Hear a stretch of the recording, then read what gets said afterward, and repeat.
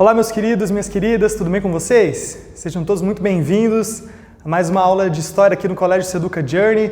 Eu sou o professor João e veja bem, meus queridos, estamos chegando aqui à nossa última semana de conteúdo novo, digamos assim, tá? Última semana que eu vou introduzir, na verdade, continuar um conteúdo, né, que a gente já iniciou a semana passada.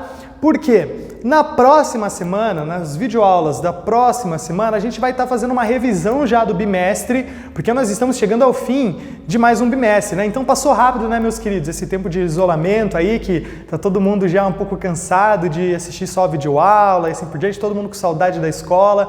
Bom, vamos, né, continuar nos cuidando aí, porque quanto melhor a gente se cuidar, né, mais rápido essa situação vai passar. O fato é que já estamos chegando a mais um final de bimestre e nós vamos concluir o conteúdo do bimestre hoje, né? Um bimestre que, veja bem, foi muito rico. A gente falou de grandes civilizações do passado, a gente falou da civilização egípcia, falamos dos vários povos mesopotâmicos. Iniciamos na semana passada um pouco do nosso estudo sobre os povos antigos do Brasil e é isso que nós vamos continuar e concluir na aula de hoje. Nós vamos falar sobre a cultura e vida dos nativos brasileiros, né? A gente já fez uma pequena introdução no vídeo passado, falando um pouco dos Marajoara e dos Tapajó, e agora a gente vai falar um pouco sobre a cultura e vida dos povos nativos brasileiros, ou seja, dos povos pré-cabralinos, né? Lembrando que a gente viu esse conceito, que é um conceito muito importante para nossa história, que é de povos pré-colombianos e povos pré-cabralinos, né? Povos pré-colombianos a gente denomina todos aqueles nativos que habitavam as regiões que foram descobertas entre mil aspas, né? Porque se já tinha gente morando aqui, obviamente não foi uma descoberta, mas esse é o termo que ficou famoso, digamos assim, na história. A gente pode falar também achamento ou a simples chegada dos europeus ao continente americano. Bom, enfim, os povos que já habitavam o continente americano antes de Cristóvão Colombo e sua tripulação chegarem aqui, a data de 12 de outubro de 1492, são chamados de povos pré-colombianos, né? Obviamente derivado do nome do Cristóvão Colombo. Então, povos que já habitavam aqui antes de Colombo, povos pré-colombianos.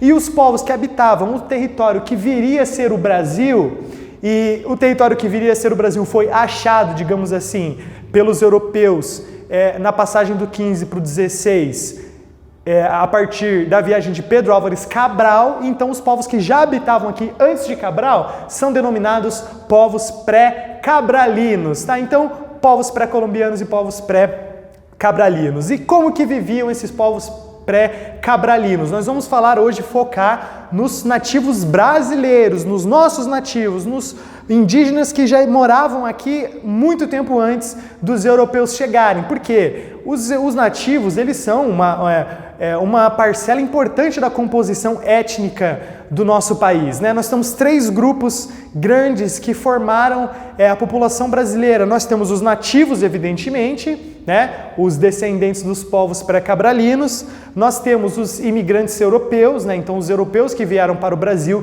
em várias fases, desde essa primeira época da colonização e depois as outras imigrações europeias, ondas de imigração.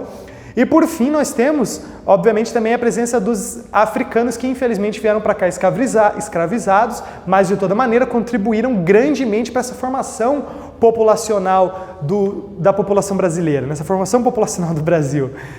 O fato, então, pessoal, é que a gente tem que conhecer um pouquinho de como que era a cultura e a vida dos nativos brasileiros, justamente porque eles foram, primeiro, porque eles já estavam aqui antes de qualquer outro povo, antes dos europeus e antes dos africanos, e também porque eles contribuíram grandemente para essa formação da população brasileira, certo? Então vamos conversar um pouquinho sobre a cultura e a vida dos povos nativos brasileiros, ou povos pré-cabralinos, certo?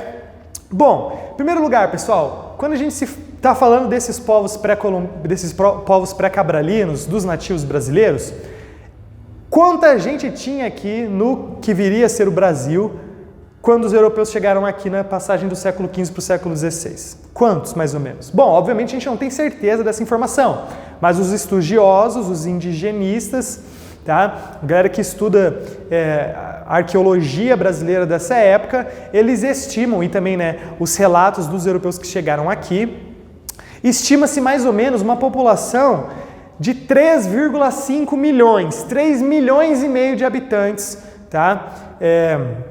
Aqui no que viria a ser o Brasil, tá? Ou seja, quando os europeus chegaram aqui, o território brasileiro tinha uma grande população de indígenas, grande, 3,5 milhões.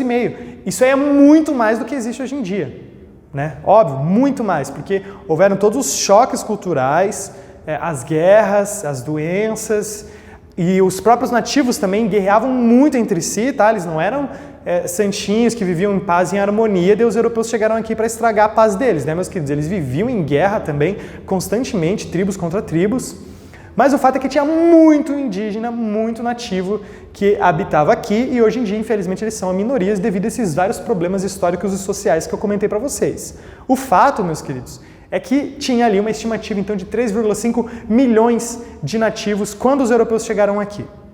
Esses 3,5 milhões de nativos que habitavam o Brasil quando os europeus chegaram aqui, eles eram divididos em várias nações, na verdade, em centenas de etnias, tá? Centenas de povos indígenas que habitavam o Brasil.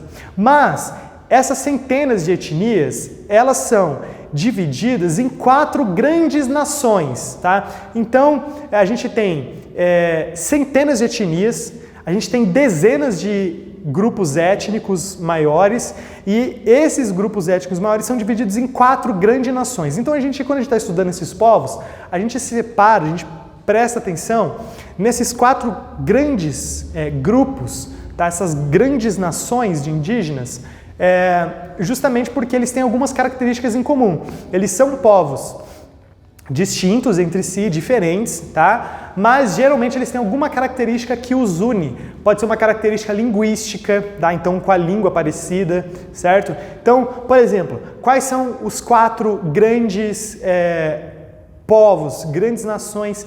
E veja bem, os nossos nativos brasileiros, meus queridos, eles não tinham uma noção de país como a gente tem, tá? Era cada tribo por si. Algumas tribos faziam alianças militares para lutar contra as outras tribos, mas eles não tinham essa noção de união. Todos os nativos brasileiros se viam como o mesmo povo. Não tinha. Cada tribo era o seu próprio povo, certo? Mas existiam várias tribos que tinham características em comum, como, por exemplo, a língua. Por isso que a gente une essas várias tribos quando a gente está estudando nessas grandes 4 nações, digamos assim. E quais são essas grandes 4 nações que fazem parte dos nativos brasileiros? Primeiro, a gente tem os Tupi-Guarani, a gente tem a nação Macro-G, tá? Grande G, a gente tem os Aruac e os Caraíba também. Obviamente a mais famosa é os Tupi-Guarani, né? Uma nação nativa muito famosa, da qual fazem parte várias nações menores, mas esse tronco Tupi-Guarani, que tem a ver justamente com a linguagem, né? São povos que vêm de um mesmo tronco linguístico, eles se espalharam por várias regiões, não só do Brasil, mas tem ainda povos Guarani, Tupi-Guarani, em outros países de hoje em dia, como por exemplo Paraguai, Argentina, Bolívia, tá? Então a gente tem realmente essas 4 grandes nações com destaque para a nação Tupi-Guarani, né? E como que eles ficavam aí divididos espacialmente? A gente tem principalmente os Tupi-Guarani e o Macro-G, essa nação, Macro-G, o Grande G, nas regiões próximas ao litoral, tá? Por mais que os Tupi-Guarani, como eu falei, ele se espalha para dentro do continente também. E nas regiões interioranas, espalhadas, a gente tem os Aruac e os Caraíba, certo? Veja bem, se a gente tem mais Tupi-Guarani e os G no litoral, que povo tu acha que entrou em contato primeiro com os europeus? Obviamente foram esses povos, né? Os Tupi-Guarani, das quais fazia parte os Tupinambá, por exemplo. Os Tupinambá, que tem, né, uma história famosíssima de um cronista europeu da época que naufragou aqui, daí ficou preso, né, nos Tupinambá, que foi o Hans Staden. Ele escreveu sobre os indígenas brasileiros, né? Escreveu bem horrorizado com algumas práticas, inclusive, dos indígenas brasileiros. Mas, enfim, esses povos que foram os que mais tiveram contato, em primeiro lugar, com os europeus, certo? Então veja bem, olha que interessante, ó, se a gente pegar aqui um mapa étnico dos grandes grupos indígenas brasileiros no ano de 1500, que foi o ano da chegada dos europeus aqui no nosso território, que viria a ser o Brasil, a gente tem essa divisão espacial muito interessante. Então, ó, Tupi-Guarani, veja bem, o Tupi-Guarani ele pega quase todo o litoral, Tá vendo? Tupi-Guarani tá em amarelo aqui na legenda do mapa. Então pega todo o litoral do Nordeste aqui, tá vendo? Com algumas pequenas interrupções, mas ó, litoral, pega o litoral do Sudeste também, o litoral do Sul praticamente inteiro, só na pontinha aqui do que viria a ser o Rio Grande do Sul, que não era habitada pelos Tupi-Guarani. E os Tupi-Guarani, além, né, de dominar o litoral, também tem uma grande faixa do norte aqui. Como eu falei, os Tupi-Guarani também se espalham por outras regiões do continente americano, né, mais especificamente da América do Sul. E a gente também tem os G, como eu falei, macro G ou grande G, que está em verde, olha, um grande território ocupado também por essa grande nação indígena.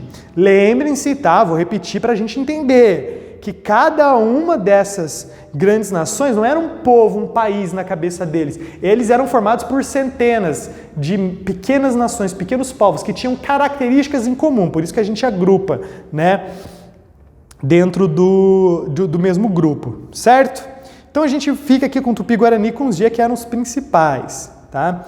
E os mais famosos, digamos assim. Mas veja bem que é um mapa étnico bem diversificado, né? Um mapa étnico bem espalhado, digamos assim, né? O território ele não era uniforme, só um povo dominando tudo. Não, um território bem dividido, né? Um território bem espalhado, digamos assim. Isso também é uma característica devido ao estilo de vida dos nativos. Porque os nativos brasileiros, eles não eram 100% sedentários, tá? Eles tinham um estilo de vida seminômade, ou seja, eles já praticavam uma agricultura, mas eles se mudavam constantemente entre as florestas, justamente em busca de locais melhores para caçar e coletar e plantar. Eles dependiam ainda muito da caça e da coleta. Então a gente fala que eles eram povos seminômades. Eles não eram totalmente sedentarizados como os povos lá da Mesopotâmia e os egípcios, certo? Mas já tinham ali uma agricultura desenvolvida, os Tupi-Guarani, os Tupinambá, os G e assim por diante.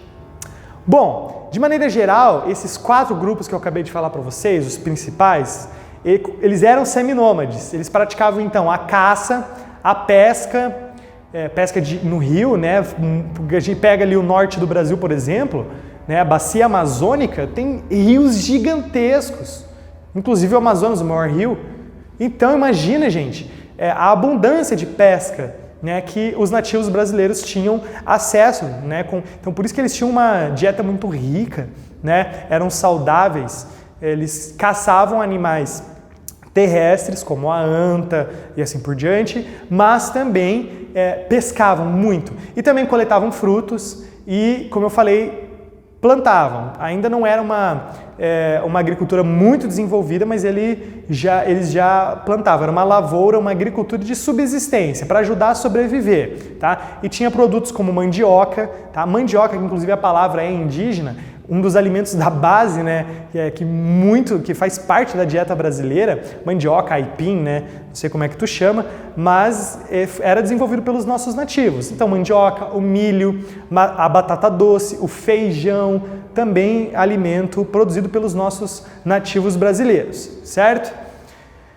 O Tupi-Guarani, tá, os povos Tupi-Guarani, como eu falei, foi o povo que teve maior contato com os portugueses após o início da colonização do Brasil, tá? Então, quando os portugueses chegaram aqui, um povo que eles tiveram muito contato, a princípio, foi o povo Tupi-Guarani.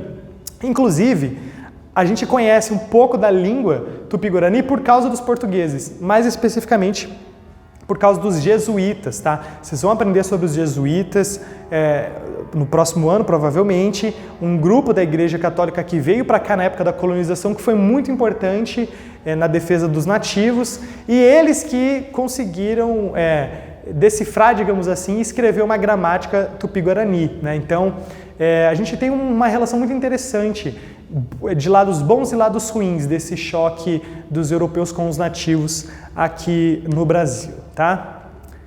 Bom, quando a gente está falando, então, desses nativos brasileiros, como que eles se organizavam? Como que era o poder, digamos assim, entre os nossos povos nativos?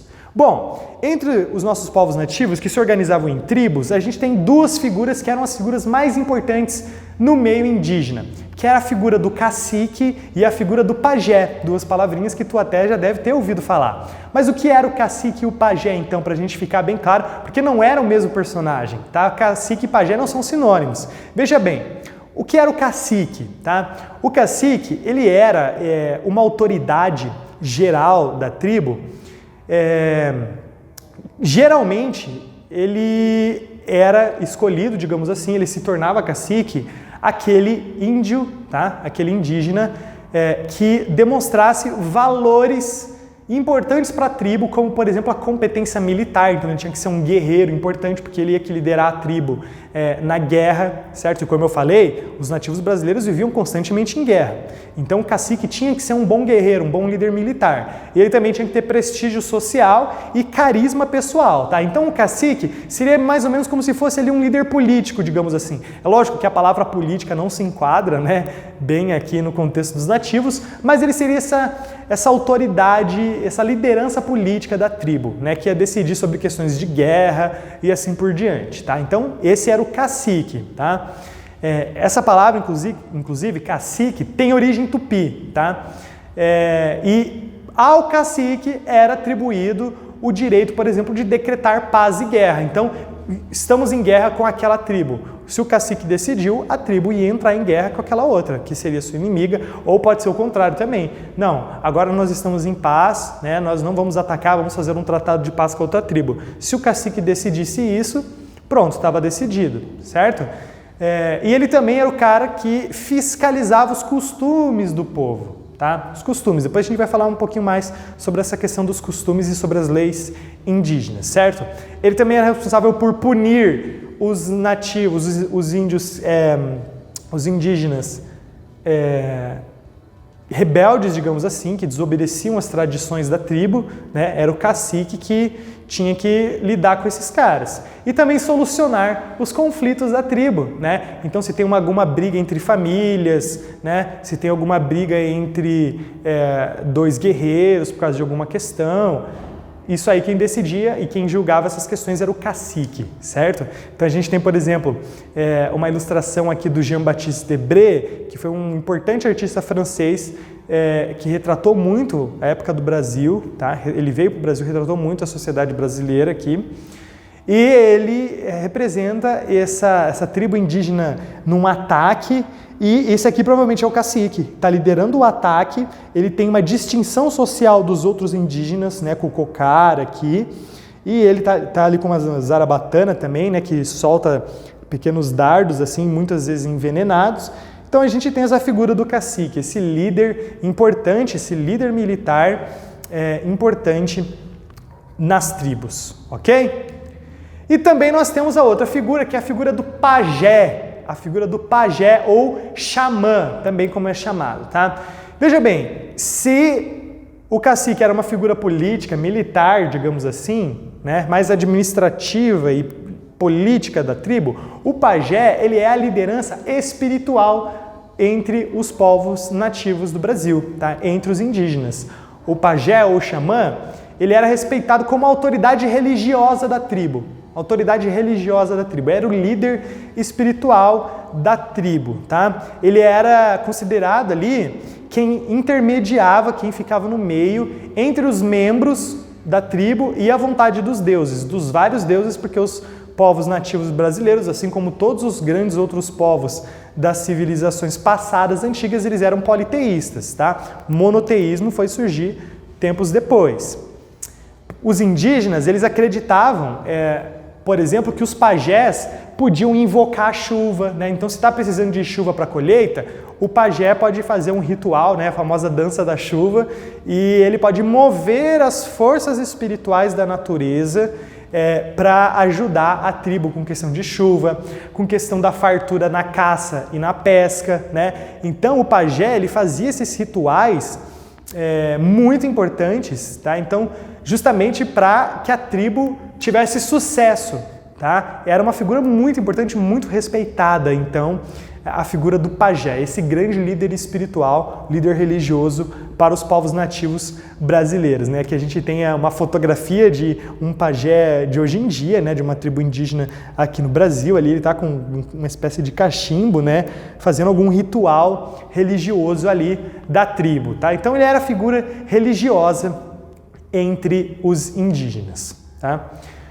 Uma coisa interessante é que não existiam leis escritas, tá? Não existiam leis escritas entre os povos nativos. Na verdade, não existia escrita entre os nativos brasileiros, tá? Por isso que a gente fala que os povos nativos brasileiros, eles eram ágrafos, tá? Ou seja, ágrafos é a junção de duas palavrinhas gregas, um prefixo grego e uma palavra grega que significa sem escrita.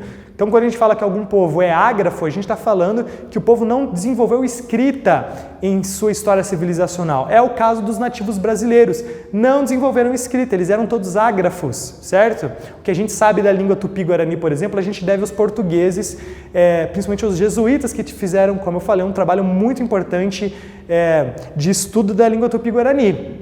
Bom, e se não existia língua, e se eles eram ágrafos, não existiam leis escritas também. Então, nossa, professor, como é que eles sabiam quais eram as leis e tal? As leis, elas passavam a partir de costumes, tá? A partir de costumes e tradições orais. Então, o pajé ensinava, era a principal autoridade do ensino, mas cada família também ensinava as tradições da tribo, né, de seu povo, para as novas gerações, certo? Então, essas leis, elas eram tradições e costumes que eram transmitidos oralmente. Não existia lei escrita, até mesmo porque, como acabei de falar, não tinha escrita. Os povos nativos brasileiros não tinham escrita. Como que era a questão da vida, então, do cotidiano desses povos antigos do Brasil?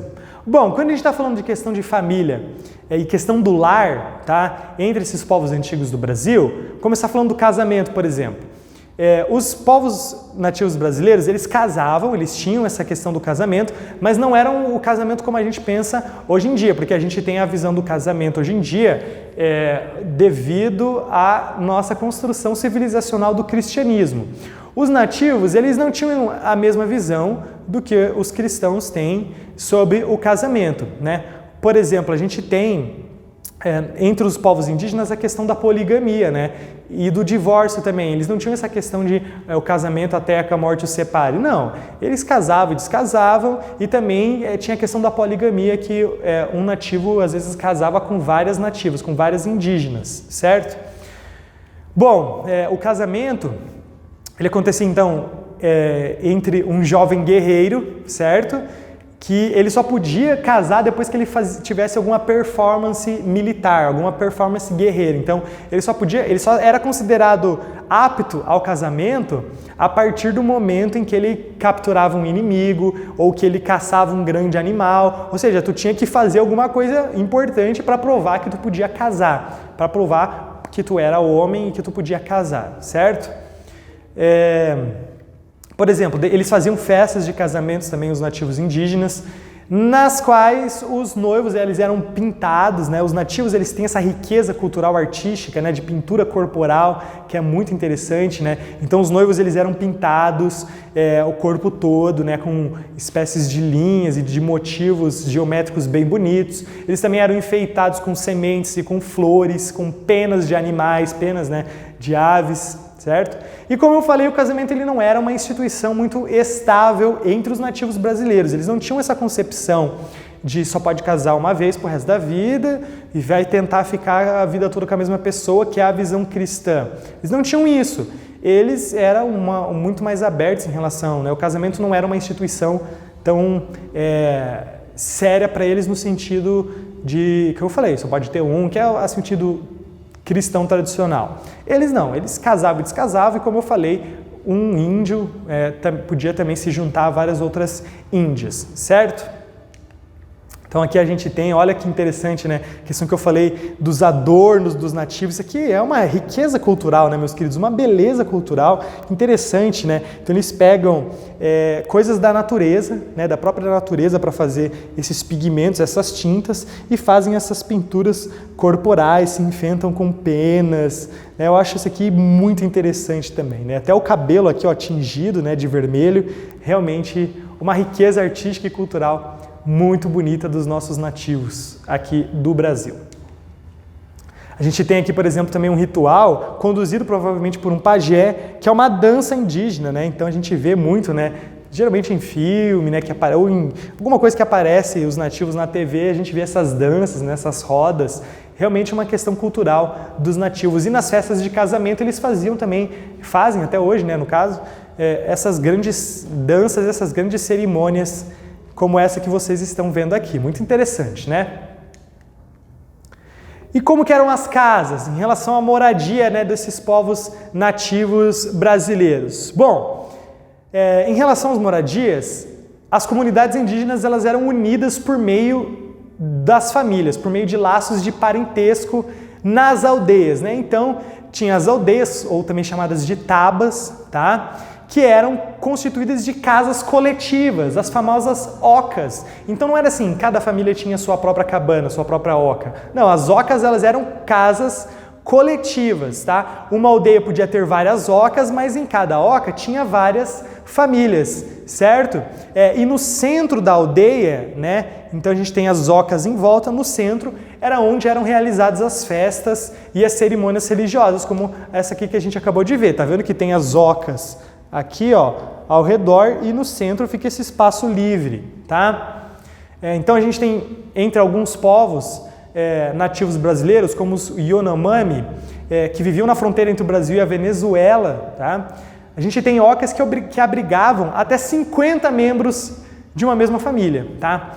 Por outro lado, a gente tem outros povos, como os Chavante, tá? Que ficam no leste do Mato Grosso, que viviam em aldeias de 20 a 30 ocas, com 5 famílias em cada. Então, não era uma regra, né? Se juntava todo mundo em poucas ocas ou menos pessoas numa quantidade maior de ocas. Não era uma regra, tá? O fato é que as moradias dos indígenas eram essas ocas. E também a gente tem algumas aldeias que eram protegidas por paliçadas, ou seja, eles pegavam um tronco de árvores, cortavam e formavam uma espécie de proteção em volta da aldeia, tá? Justamente porque, como eu falei, os povos nativos brasileiros estavam constantemente em guerra, tá? Então aqui a gente tem uma oca, olha que interessante, né?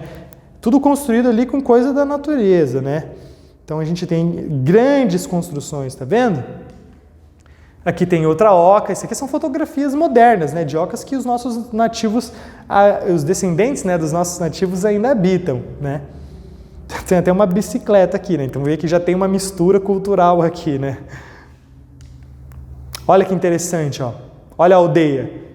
Ó, tá vendo? Todas as ocas em volta e aqui fica esse terreno aqui no meio, tá?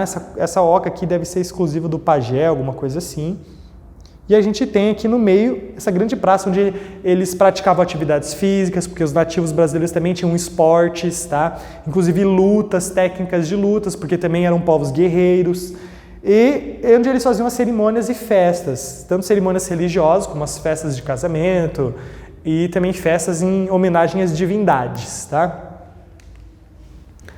Olha que interessante, aqui uma fotografia que eu achei muito bonita, inclusive tem no livro de vocês, que representa ali uma indígena, tá? Uma indígena da etnia Wapixana, tá? Nadando no rio, né? Os indígenas brasileiros, os nossos povos nativos, eles tinham essa relação muito próxima com as águas, com os rios, certo? Tanto que a gente tem uma grande parte do folclore brasileiro, tem muitos contos, né?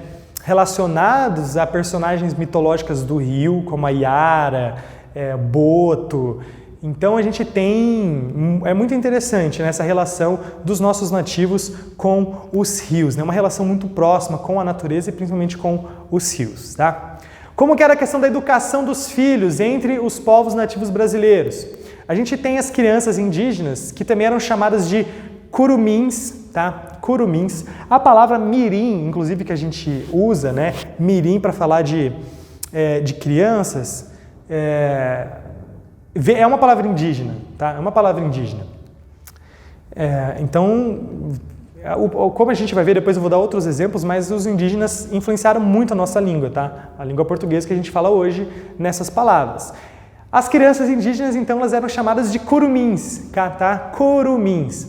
E elas eram educadas, obviamente, nos hábitos e nos costumes do seu grupo. Então, cada tribo ensinava as crianças de acordo com as suas tradições orais, né? Porque, como eu falei, não tinha escrita. Então, era muito importante a educação de cada membro da tribo para que as tradições e os costumes daqueles povos se perpetuassem, continuassem, tá? Os meninos, desde cedo, eles eram meninos e meninas, eles começavam a sua vida, na verdade, fazendo as mesmas coisas, tá? Que eram os afazeres domésticos, ajudando nos afazeres domésticos, na lavoura, ou seja, na plantação, tá? Só que os meninos, logo, eles começavam também a aprender sobre a caça e sobre a pesca. E aos 14 anos, geralmente, os meninos eram considerados ali iniciados na vida adulta. Eles começavam a participar daquelas atividades mais importantes do grupo, que eram as caçadas e também as questões militares, tá? E treinavam para ser grandes guerreiros e ficavam mais ou menos ali até os 20 anos solteiros, quando era costume entre a maioria dos povos nativos eles se casarem, tá? As meninas, por sua vez, as mulheres, a partir dos 14 anos de idade, elas já eram direcionadas para o casamento com algum desses jovens guerreiros, né? Então, as nativas brasileiras, elas casavam bem cedo, né? Isso é também uma característica dos povos antigos, né, meus queridos? Hoje em dia, que pra gente, só a partir da maioridade, que é 18 anos, tá? Mas, naquela época, muitos povos antigos, as moças casavam mais cedo, tá? Como que se vestiam, né? Qual que é a questão do vestuário? Essa é fácil, né, professor? Não vestiam nada. Não é bem assim, né, meus queridos? Eles andavam nus, né? Eles tinham essa questão dessa naturalidade, digamos assim, até mesmo por causa do clima, né? Um clima que, imagina, né? No meio da floresta amazônica, úmida e calor o ano todo, de maneira incessante. Não faz frio, pessoal, no norte. Não faz frio na maior parte do território brasileiro, né? A gente faz frio em regiões mais do sul e assim por diante, mas se a gente pensar no meio da floresta lá, não tinha essa necessidade de uma proteção, de um vestuário muito para proteger contra o clima, né? Porque faz muito calor na maior parte do território brasileiro, certo? Então, por mais que eles não usassem, né, não cobrissem o corpo todo, eles tinham um vestuário que é a questão, principalmente dos adornos, tá? Os indígenas brasileiros, eles usavam muitos adornos naturais, ou seja, enfeites, usavam muitos enfeites, como os próprios cocares, colares, tá? Então, a gente tem, e eles eram produzidos de várias coisas, como penas, pedras, madeira, certo? A gente tem alguns povos, como por exemplo os aruaques e os aimorés, que eles usavam o que se chama de botoque.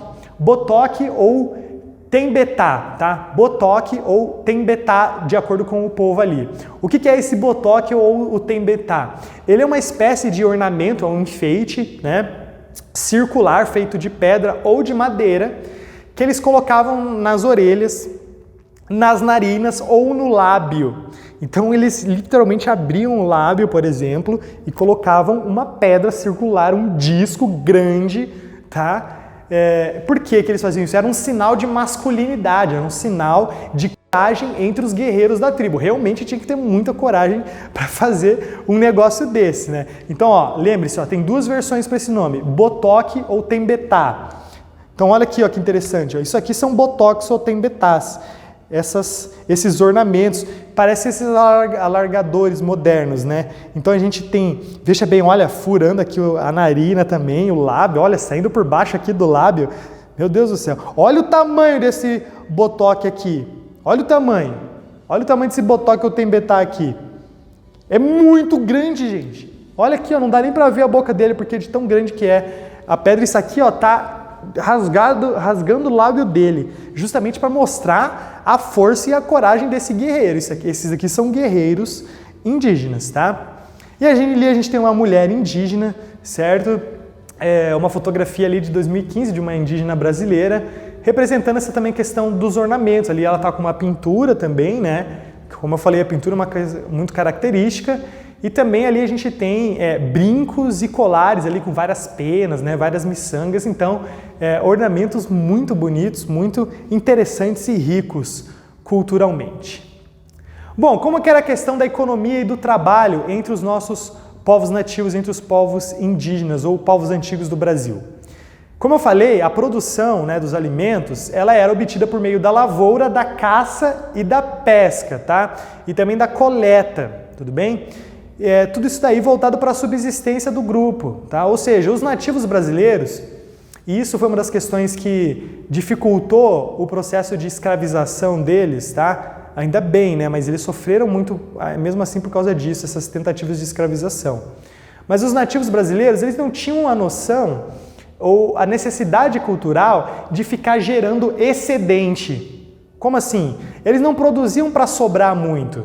Não, eles produziam aquele negócio necessário para sobreviver naquele dia, naquela semana. Eles não estavam preocupados com o que eles iam comer no mês que vem, tá? Diferente dos europeus, né, que já tinham essa mentalidade do acúmulo, certo? A terra, tá, entre os povos nativos brasileiros, assim, dentro da tribo, ela era um bem comum, tá? Ela era explorada por todo mundo, tá? Não tinha muita distinção. Tirando o cacique e o pajé, não tinha grandes distinções sociais, diferenças sociais entre os membros da tribo, certo? Mas em uma tribo contra a outra, era o Deus que nos acuda, tá? Era guerra mesmo por terra, certo? Dentro da tribo eles dividiam a terra, todo mundo usufruía, sabe? Bem bonitinho. E tinha uma divisão ali social, obviamente, entre homens e mulheres, né? Como todos os povos da antiguidade, né, meus queridos? Os homens, eles faziam as questões mais físicas, né? Que demandavam mais força, como, por exemplo, a guerra, a caça, tá? A pesca, a construção de canoas, por exemplo. E também os homens eram responsáveis por uma técnica indígena que era chamada de coivaras, que era o quê? É quando eles queimavam o solo, ou seja, abriam uma clareira na floresta, queimando, né, o solo para preparar o solo para a agricultura, tá? Então eles faziam queimadas para preparar o solo para a agricultura, chamadas de coivaras, certo?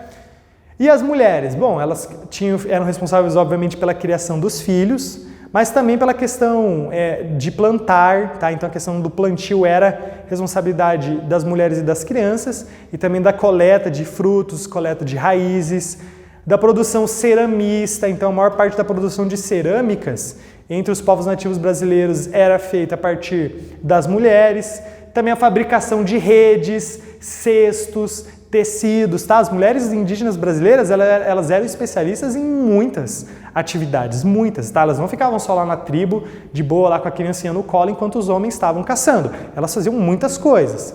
Também elas que produziam, né, o alimento para a tribo e também bebida, né? Então a gente tinha, por exemplo, a farinha de mandioca, que é um alimento característico dos povos nativos, e também o chamado cauim, né, que é uma bebida feita a partir também da mandioca, né? Então eles aproveitavam tudo, né? Tinham, né, uma cultura rica também nessa questão alimentar, certo? E como que era a questão da religião e da cultura entre os povos nativos, tá? Como eu falei, os povos nativos brasileiros, eles eram todos politeístas. Eles acreditavam em vários deuses e eles cultuavam as forças da natureza, tá? Eles eram o que nós chamamos de povos animistas, porque eles acreditavam que todos os elementos da natureza, os rios, as árvores, as plantas, os animais, a floresta de maneira geral, o sol, a lua, tudo tinha seu espírito, tudo tinha seu espírito, as águas dos rios, tudo, certo? Então eles acreditavam que os seus deuses, eles personificavam essas forças da natureza, como por exemplo, um deus famoso dos nativos brasileiros era o Tupã, que era o deus trovão, ele representava o trovão. Daí a gente tinha a Jaci, que era a deusa da lua, e a Iara, que é a deusa das águas, tá?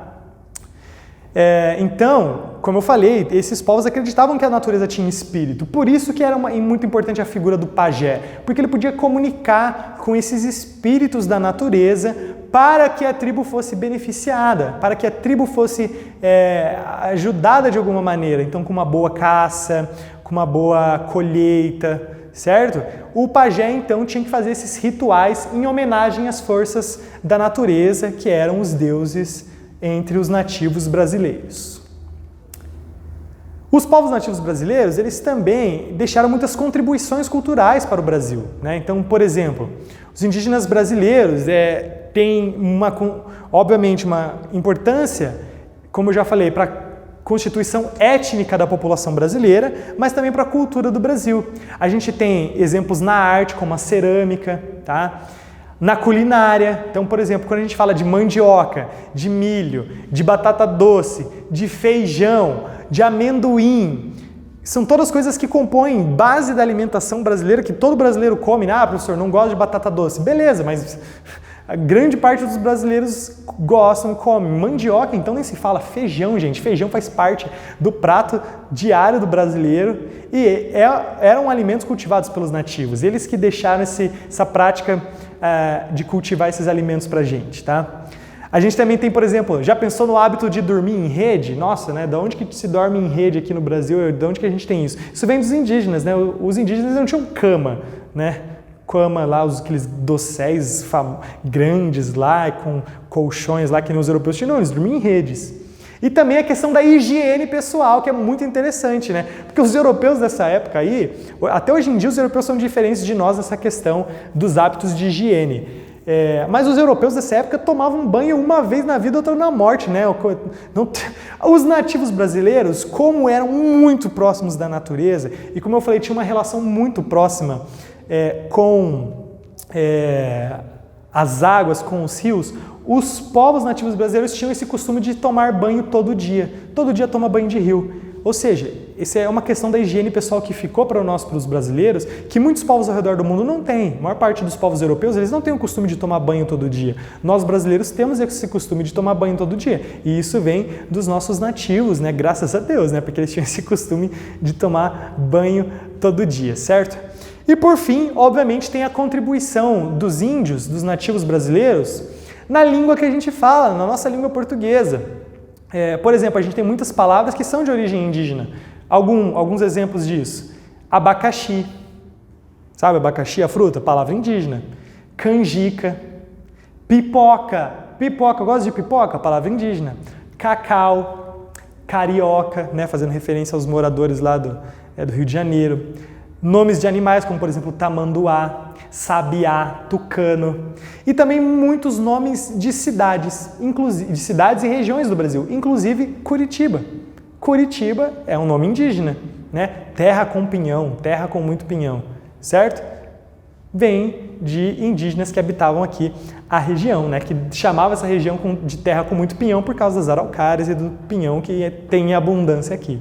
Então, muitas contribuições culturais, como todas essas que eu mencionei, e por fim a questão da língua, né? Os indígenas influenciaram também muito a nossa língua, né? Aqui a gente tem uma menininha indígena para a gente fechar, né? Uma menininha bonitinha ali trabalhando, certo? Ela está lavando mandioca, né? Para fazer um polvilho que vai resultar no beiju, né? Que é feito de mandioca ali. E eles faziam muitas coisas, como eu falei, com a mandioca e outros alimentos, porque tinha essa riquíssima cultura culinária e também em outros aspectos da vida, né? Então é isso aí, pessoal. A gente tem que conhecer a cultura e a importância dos povos nativos para a gente também ajudar a preservar isso daí, ok? Bom, meus queridos, estamos encerrando o nosso conteúdo do segundo bimestre, como eu falei. No nosso próximo vídeo, nós faremos uma revisão dos principais tópicos do segundo bimestre para a prova, ok? E é isso aí, tá? Desejo a todos bons estudos, fiquem todos com Deus, que Deus abençoe vocês.